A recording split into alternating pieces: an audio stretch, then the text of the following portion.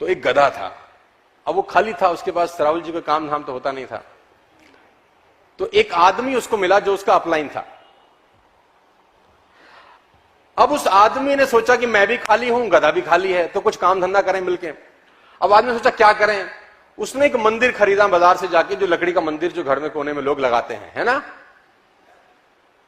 तो मंदिर खरीदा उसने और गधे की पीठ पे रख दिया और गधे के गले में बांध दिए घंटी।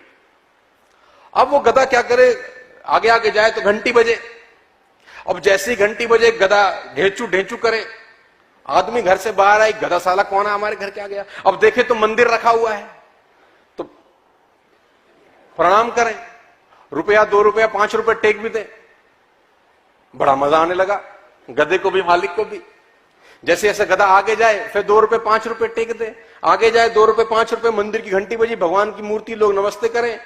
गधे के भी दिन फिर गए, आदमी के भी दिन फिर गए, बड़ा मजा आने लगा।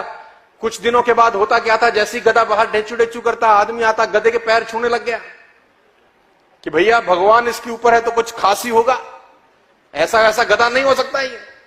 अब कुछ दिनों के बाद गधे को